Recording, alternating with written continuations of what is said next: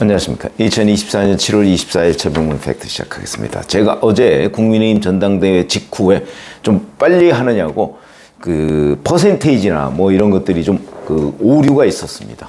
물론 뭐 한동훈 후보가 대표에 당선됐다는 거는 뭐 요지부동의 사실이죠. 자, 한동훈 대표가 얻은 표가 62.84%, 32만 702표고요. 원희룡 후보는 18.85%, 9만 6,177표. 그 다음에 나경원 후보는 14.58%, 7만 4,419표.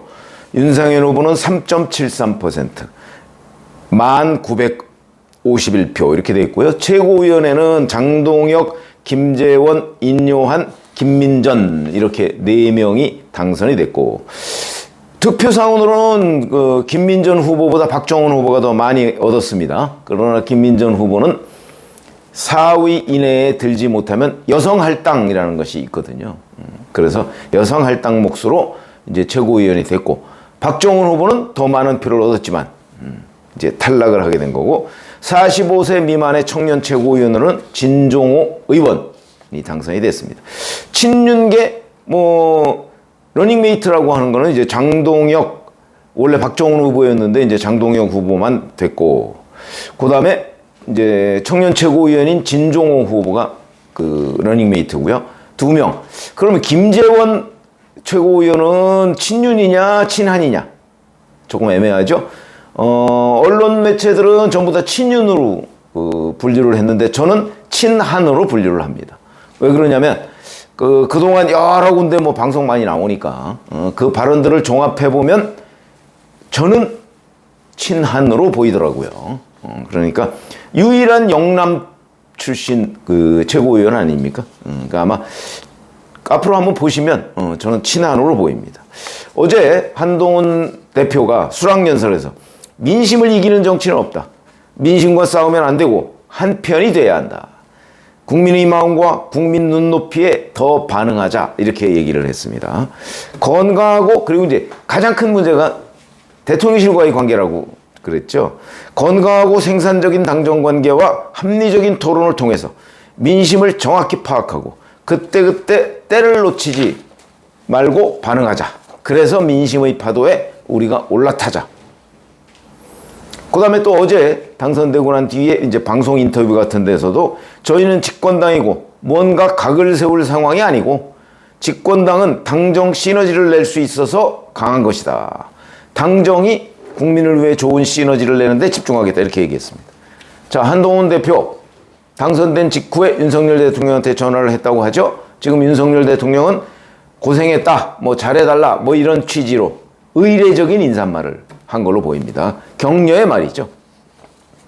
그리고 오늘 저녁에 이제 용산에서 만찬을 하는 것으로 보입니다.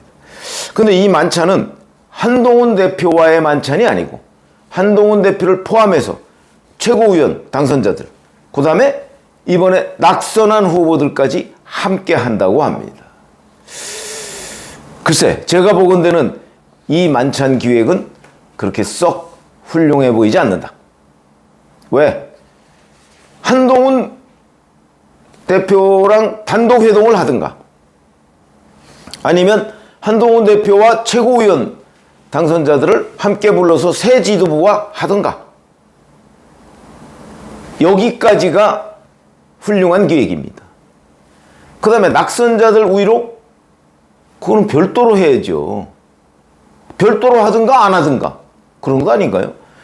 1호 당원인 윤석열 대통령이 왜 굳이 낙선자들을 불러서, 그것도 당선자와 함께 불러서, 아니 거기서 나경원, 원희룡, 나경원, 윤상현 이 세 후보는 한동훈 대표를 윤석열 대통령이 뭐 칭찬해도 뭐 불편할 거고, 그렇다고 칭찬 안 하면 또 그게 완전히 파장이 날 거고 매우 어색한 자리입니다.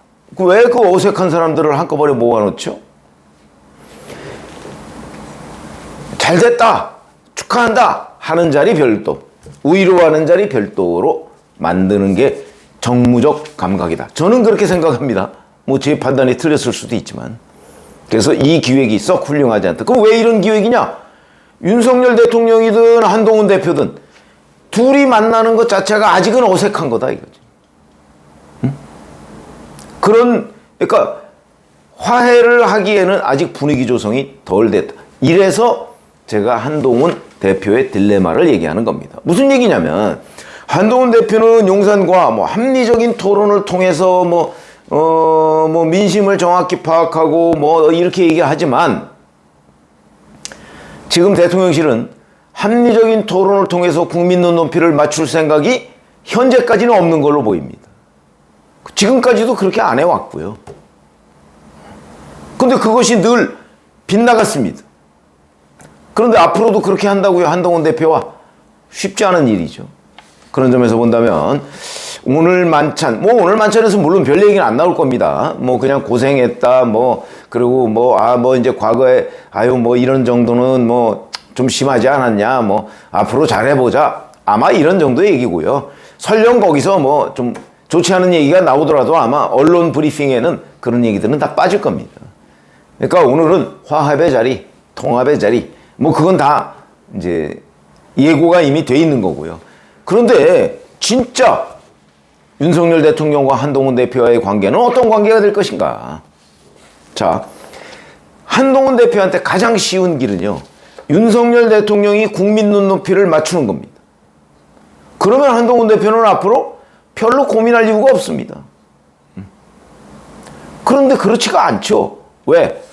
윤석열 대통령이 생각하는 국민 눈높이와 한동훈 대표가 생각하는 국민 눈높이가 다르고, 당장 김건희 여사 조사에 관해서 국민 눈높이에 못 미쳤다고 한동훈 대표는 얘기합니다. 용산은 그 정도면 됐지라고 얘기합니다. 이거부터가 다른 겁니다. 그러니까 한동훈 대표로서는 윤석열 대통령이 국민 눈높이를 한동훈 대표가 생각하는 국민 눈높이를 맞춰주면 그럼 별로 어려움 없이 순항할 수 있는데, 윤 대통령이 한동훈 대표가 생각하는 국민 눈높이와 다르면 그러면 이제 이거를 극복해야 하는 과제가 있거든요.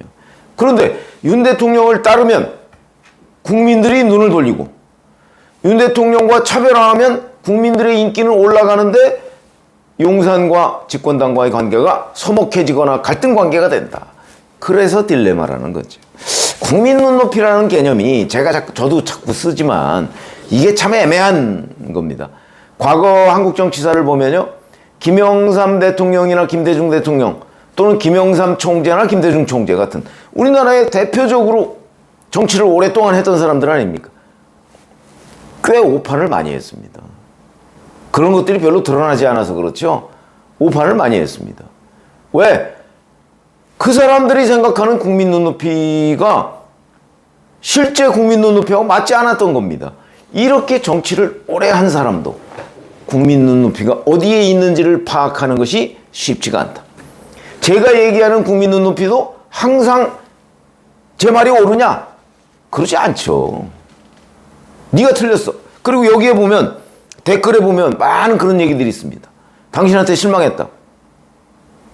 그거는 그 댓글을 단 사람의 국민 눈높이 내지는 성향하고 저하고 안 맞을 수도 있죠. 맞을 때도 있고 안 맞을 때도 있을 겁니다. 그때마다 이제 자기가 틀렸다는 생각보다는 저 사람이 틀렸다고 생각을 하는 게 인지상정입니다. 그 국민 눈높이는 각자 다릅니다. 전부 다. 그나마 국민 눈높이가 이거 아닌가? 그게 여론조사죠. 그게 여론조사입니다. 그래서 저는 여론조사를 늘 과학이다 이렇게 얘기를 할 수밖에 없는 거죠. 다른 방법이 없는데. 그래서 그렇기 때문에 국민 눈높이에 대한 윤 대통령의 생각과 한동훈 대표의 생각이 다를 것이다. 예를 들어서 한번 이런 거 보시죠. 김건희 여사를 제3의 장소에서 조사한 것, 이것이 제가 정치적으로는 굉장히 문제다, 그러나 법률적으로는 딱히 탓하기 어렵다, 이런 말씀을 드렸습니다. 그런 게 정무적 판단입니다. 만약에 이게 집권 초나 아니면 작년쯤에 김건희 여사를 제3의 장소에서 조사했다면 이렇게 여러 가지 문제가 생기지 않았을 거다. 지금은 김건희 여사의 문제가 악화될 대로 악화돼서 국민 여론도 아주 안 좋은 상태에서 요만한 꼬투리라도 하나 있으면 더 여론이 악화되는 상황입니다. 똑같은 김건희 여사 조사라는 문제를 놓고 봐도 작년의 국민 눈높이와 올해의 국민 눈높이는 다릅니다. 그래서 이게 국민 눈높이라는 것을 판단하기가 어렵다는 겁니다. 작년에는 이 정도 조사했으면 넘어갔습니다. 야당이 좀 떠들고 이러고 넘어갔습니다. 그러나 올해는 그렇게 넘어가지 않는다. 이걸 판단하기가 쉽지가 않다는 거예요. 근데 이제 한동훈의 딜레마, 제가 이렇게 얘기를 하니까, 그러면 이제 윤석열 대통령이 국민 눈높이를 못 맞췄다고 한동훈 대표가 판단했을 때 한동훈 대표는 어떤 입장을 취해야 하겠는가? 이게 이제 윤석열 대통령의 생각과 민심의 괴리가 있을 때 한동훈 대표가 이쪽에 맞추면 민심이 멀어질 것이고 이쪽에 맞추면 윤 대통령과 멀어질 것이고, 딜레마죠. 그럼 어느 선을 유지하느냐? 어느 한쪽으로 뭐 100대 0 이렇게 갈 수가 없는 거죠. 그러면 뭐 완전히 아바타가 되거나 아니면 윤 대통령 진짜 탈당 사태를 맞거나 뭐 둘 중에 하나가 될 테니까. 그 중간을 교묘하게, 나쁘게 말하면 줄타기, 좋게 말하면 정치적인 기술을 발휘해야 된다. 이게 중요한데 쉽지가 않습니다. 이게 저희들의 경험으로 보면.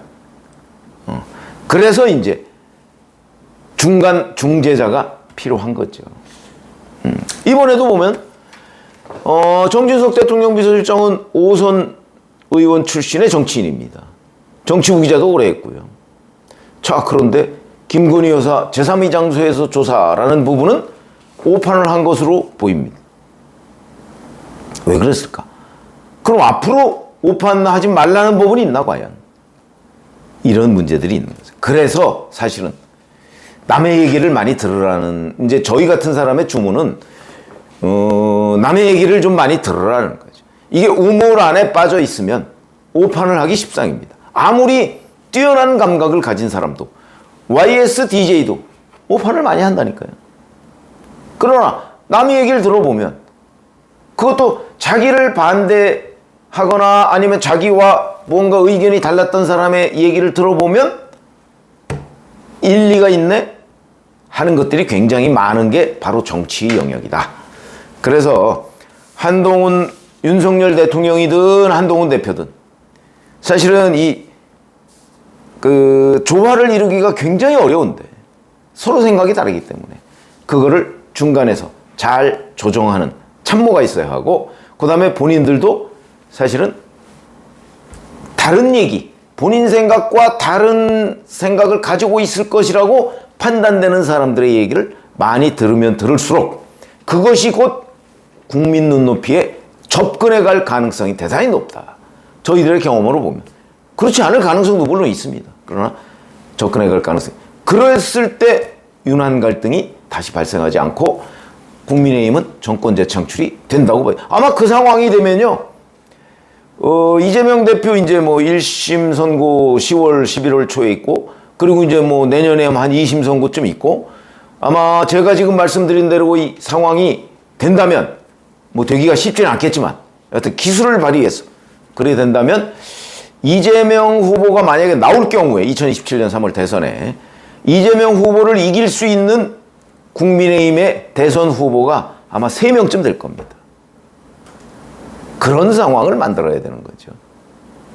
그러기 위해서 한동훈 대표가 이 딜레마를 진짜 그야말로 슬기롭게 극복할 수 있는 방법을 찾아야 된다 하는 말씀을 드립니다. 고맙습니다.